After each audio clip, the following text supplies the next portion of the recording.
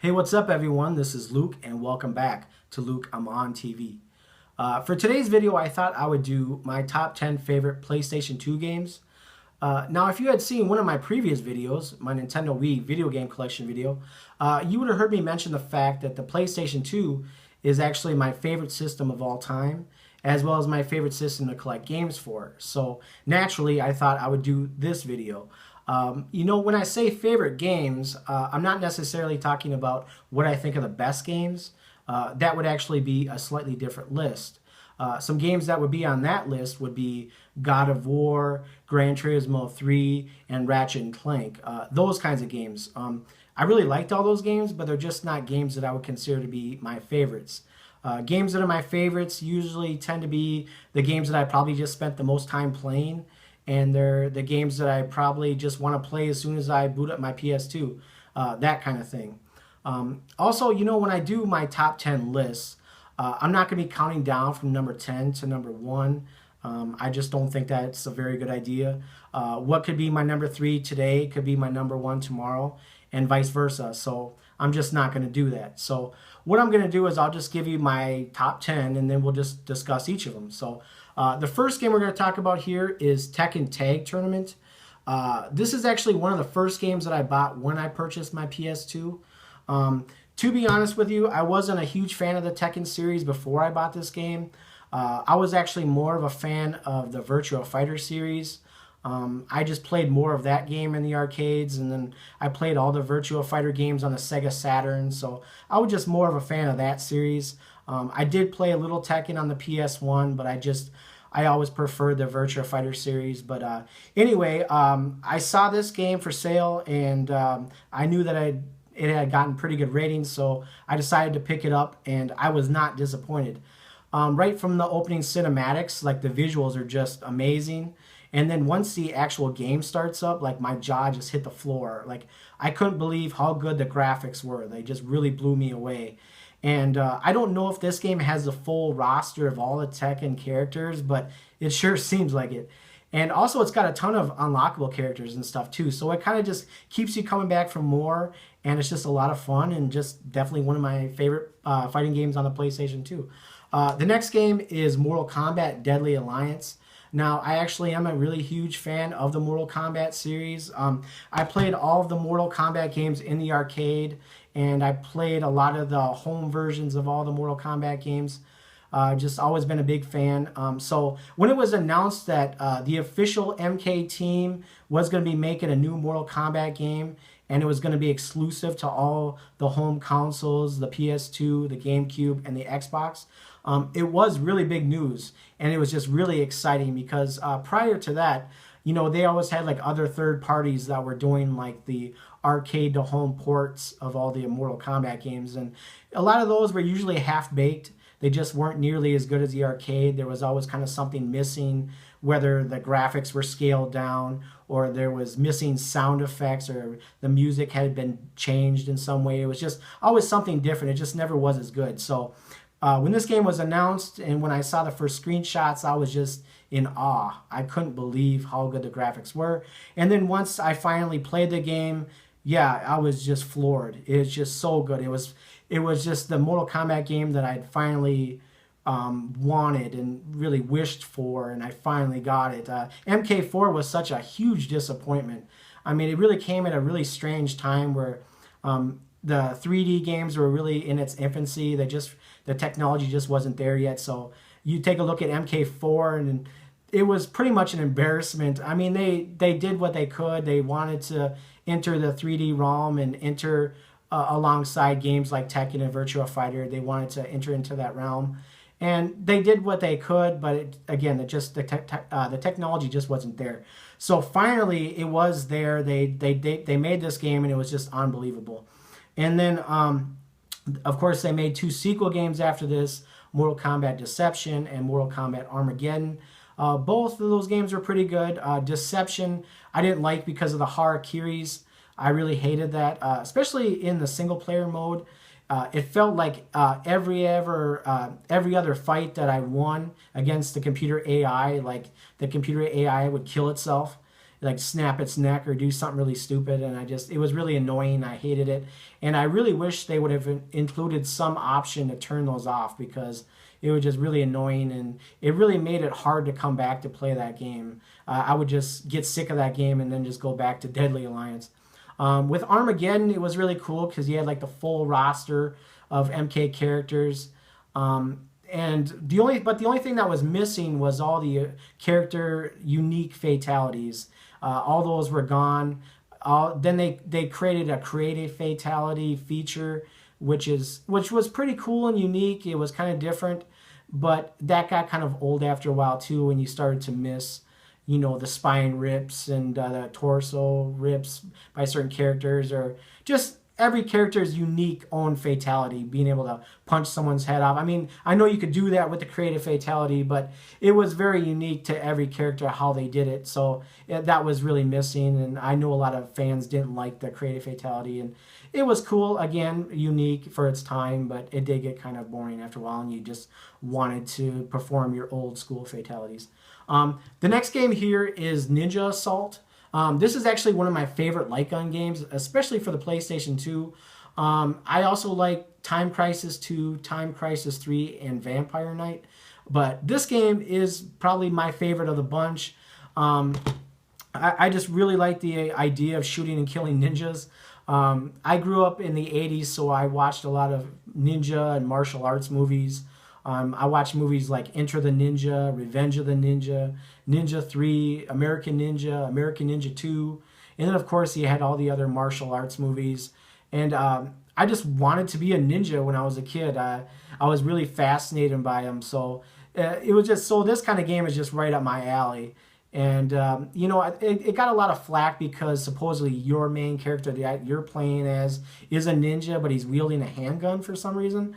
I don't know whose decision that was, but that was a really bad decision. That was a really, really bad decision. But anyway, you can't let that mess you up. It's still a fun game, and you're still shooting and killing ninjas, and what's really better than that? So anyway, the next game is Project Snowblind. This is a really cool first-person shooter game. It was originally intended to be a Deus Ex game, but for some reason it just didn't come to fruition, so it became its own game, Project Snowblind.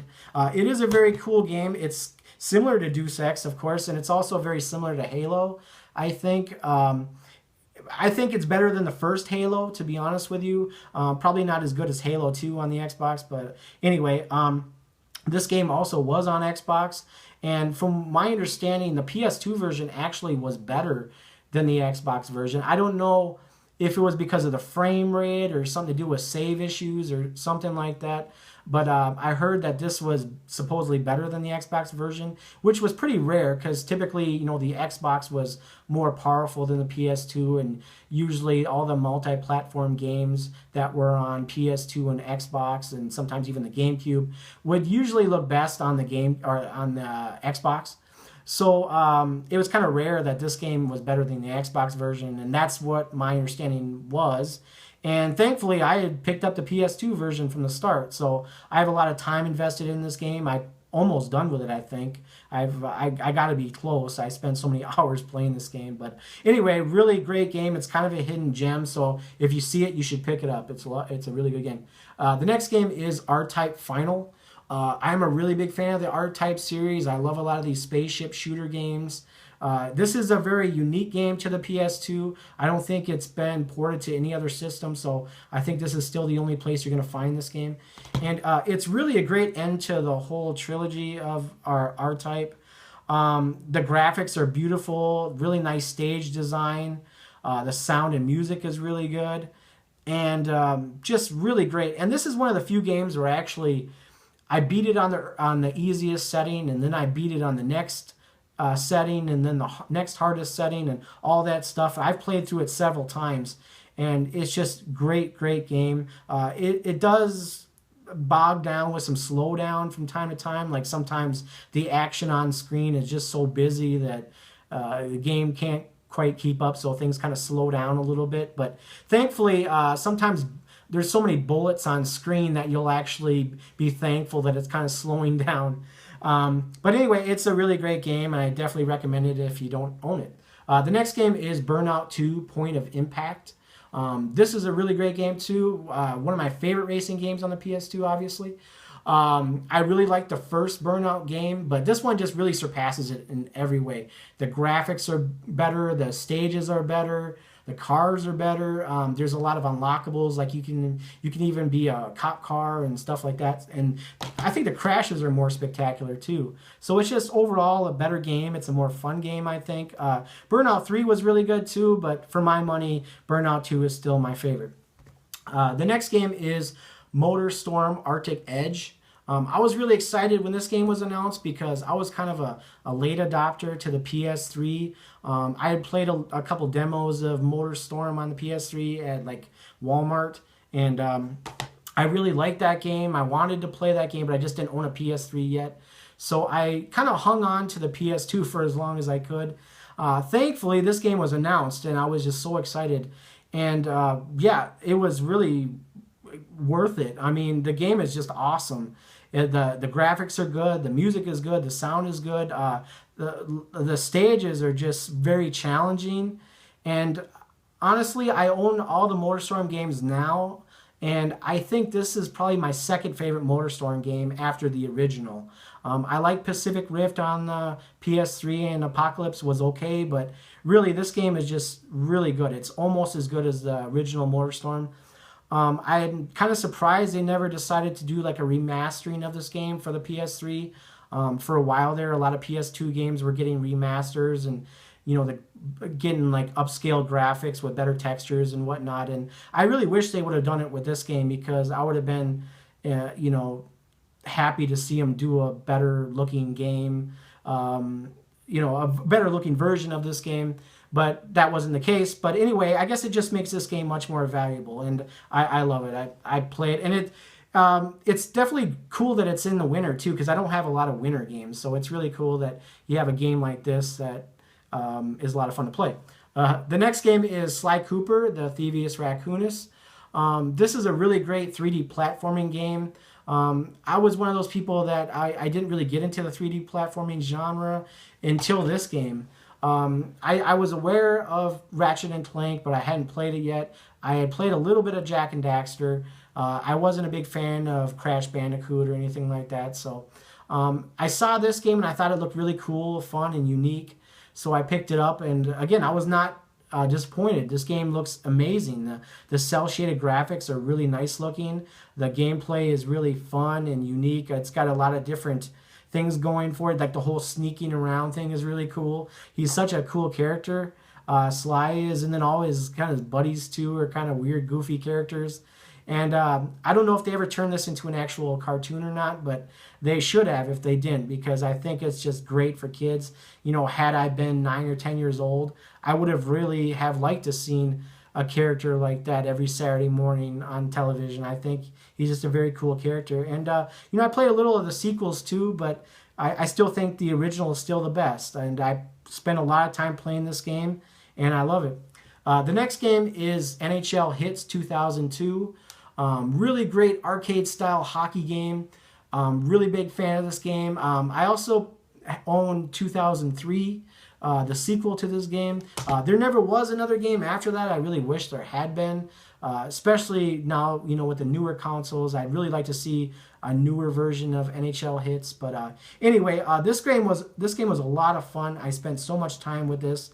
If you ever played Wayne Gretzky 3D Hockey on the N64, and you enjoyed that game and you haven't played this game, you need to find this game. It's so good. It's just like that, but it's like 10 times better.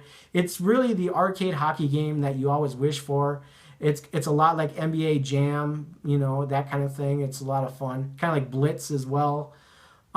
Just a really great game. I spent so much time with it, and yeah, I wish they would have made more games like this. It's just definitely one of my favorite hockey games of all time. And then finally, I have Pinball Hall of Fame, the Williams collection. I also own the Gottlieb collection. That's pretty good as well, but not quite as well done as this game. This game is just very well done. It's got a lot of really awesome pinball tables in this game. It's got Black Knight, Firepower, Funhouse, Gorgar, Pinbot, Space Shuttle, Taxi, and Whirlwind.